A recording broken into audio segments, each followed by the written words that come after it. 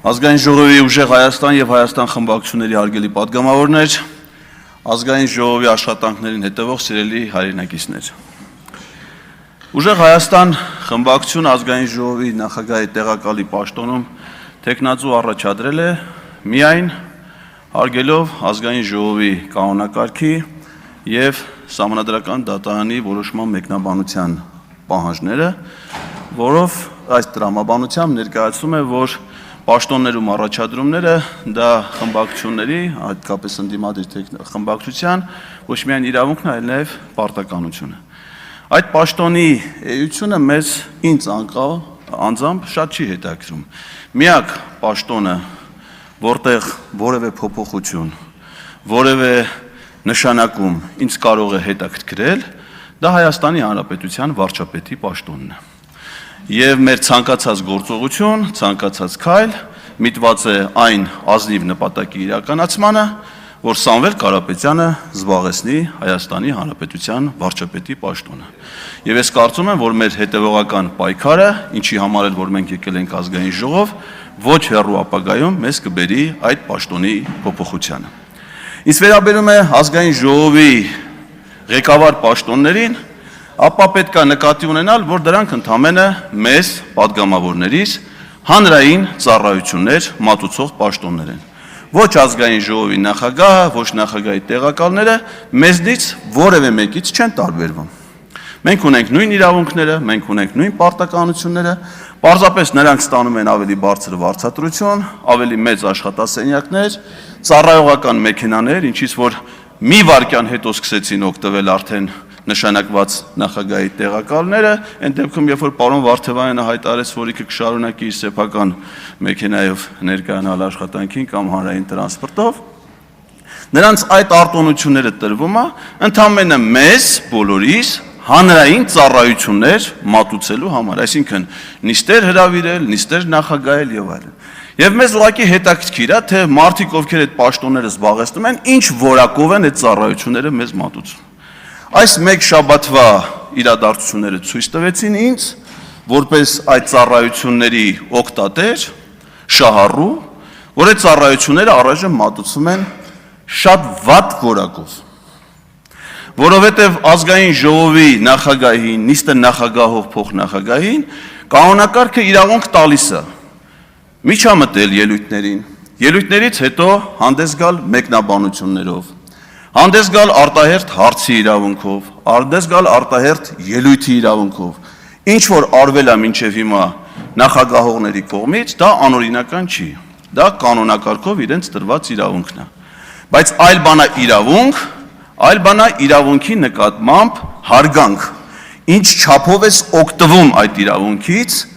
եւ ինչ նպատակով ես օգտվում այդ իրավունքից։ Այո, կարելի է Էդգար Ղազարյանին ենթադրենք կամ մյուս պատգամավորներին ձայն չտալ խոսելու համար թվարման կարգի իրավունքով կամ այլ առիթով, ընդհատել նրա ելույթը, մեկնաբանել նրա ելույթը նրա խոսելուց հետո, կամ այլ դեպքում հանդես գալ արտահերթ ելույթով։ Այդ իրավունքները կան, այլ բաներ էլ կարելի անել, օրինակ եթե մտնելով չի անցնել, օրինակ ընդդիմադիր պատգամավորների ելույթի ժամանակ անջատել լուսավորությունը դահլիճի, այս իշխանությունը հնարավորություն ունի արդեն ցանցերը զարթելուց հետո նաև ամբողջ քաղաքը հոսանքազրկել այդ ժամանակահատվածում, անջատել օդափոխության համակարգը, այդ հնարավորությունն էլ կա, բայց դրանից խոսքի վրա ազդելու ոչ մի բան չի փոխվելու, դրանից փոխվում է միայն ազգային ժողովի հեղինակությունը, երբ որ 8-րդ գումարման ազգային ժողովը մեր հանրային իշխանության մարմինների համակարգում մինչև հիմա ունեցել ամենացածր վստահությունը եւ վարկանիշը, ապա դա իմ կարծիքով այդ հանրային ծառայությունների ցածր մատուցված որակի հետևանքներ է։ Ես մինչև հիմա գիտեի, որ իմ խոսքը տագնապ առաջացնում, մարդիկ խուսափում են ինձ հետ հանդիպելուց, բազմաթիվ դեպքեր եղել, որ ես որպես քաղաքացի եմ եկել ազգային ժողով եւ մարդիկ խուսափել են, վախեցել են իմ տպավորությամբ ինձ հետ հանդիպելուց, բայց որ իմ լռությունից էլ կարող են վախենալ։ Սա ինձ համար բացահայտում էր այս նստաշրջանի, այս նիստերի ընթացքում։ Իսկ ինչու ենք մենք առաջադրել Արամ Վարդևանյանի տեխնատությունը, որպեսզի որակապես փոխենք այդ համակարգը։ Եթե Արամ Վարդևանյանը ընտրվի ազգային ժողովի փոխնախագահ եւ պարոն Ռուբինյանը հանձնարարի նրան, պարոն Սիսակ Գաբրելյանին ես ուզում եմ ասել, որ падգամավորներից ոչ ոք մյուսին հանձնարարություններ տալու իրավունք չունի։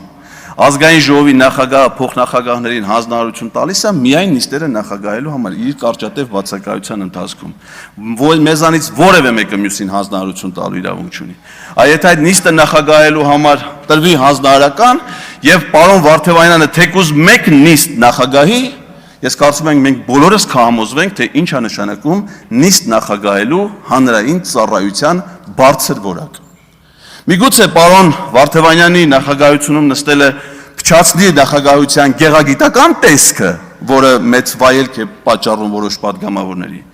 բայց որակական առումով մենք ունենանք շատ շահեկան իրավիճակ, որովհետև ընտրելով ազգային ժողովի փոխնախագահ, մենք ընտրում ենք նաև ազգային ժողովի մշտական գործող մարմիններից մեկի ազգային ժողովի խորհրդի անդամ։ Իսկ պարոն Վարդևանյանի հարուստ գիտելիքներով եւ փորձառությամբ ներկայություն ազգային ժողովի խորհրդին, ես կարծում եմ, որ կնպաստի այդ խորհրդի աշխատանքներին բացառապես դրական իմաստով։ Արամ Վարդևանյանը անցել է կրթական բոլոր հնարավոր շերտերը, երկու միջազգային համալսարաններից ստացել է մագիստրոսի գիտական աստիճան, ունի իրավագիտության դոկտրի գիտական աստիճան։ Հիշեցնեմ, մենք բոլորս ովքեր որ տեխնացուներ ենք, անցած տարվա հոկտեմբերի 20-ից իրավունքի ուժով այլևս մեր կոչումները հավասարեցված է դոկտորի կոչումների, այդ թվում եւ պարոն Վարդևանյանի, եւ նա իր աշխատանքային փորձառությամբ անցել է թե օրենսդիր իշխանությունում, թե գործադիր իշխանությունում, եւ դատական համակարգում, թե մասնավոր առևտրային ոլորտում եւ բոլոր տեղերում ամենաբարձր պաշտոններում, վստահության ամենաբարձր մակարդակով իրեն դրսևորելով լավագույնս։ Այս չափանիշներով ենք մենք առաջնորդվել պարոն Վարդևանյանի տեխնատություն առաջադրելուն։ Եվ քանի որ քվեարկությունը փակ գաղտնի է ընթանալու, ես կարծում եմ, որ ակնհայտ է, որ մեր երկու ընդդիմադիր խմբակցությունները միաձայն կքվեարկեն, ես ունեմ այդ ներքին համոզմունքը եւ վստահությունը, եւ շատ խորհրդանշական է պարոն Վարդևանյանի առաջադրումը, նաեւ որովհետեւ նա եղել է Հայաստան խմբակցության падգամավոր նախորդ գումարում, այսինքն ընդդիմությանը տված քվոտայով մենք ստեյության ունենք մի տեխնացու, որը որ ունի փորձառություն նաև այլ խմբակցության հետ առնչություններով, բայց նա մեր խմբակցության առաջադրած տեխնացուն է։ Ես վստահ եմ, որ շատ падգամավոր նաև մյուս խմբակցությունից կօգտվեն փակ գաղտնի քվեարկության ռեժիմի հնարավորությունից եւ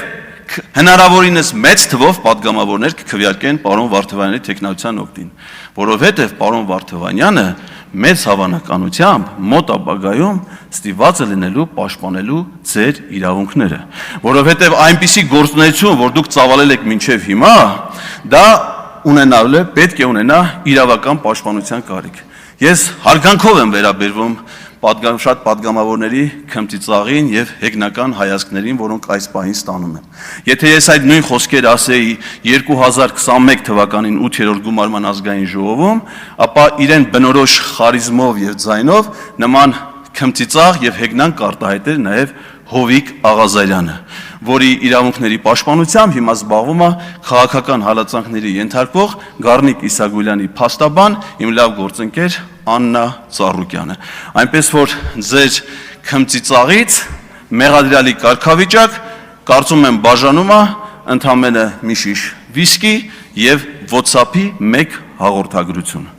Իսկ նման իրավիճակներում պարոն Վարդևանյանի ծառայությունները նաև որպես պրոֆեսիոնալ իրավաբանի կարծում եմ ձեզ շատ են պետք գալու։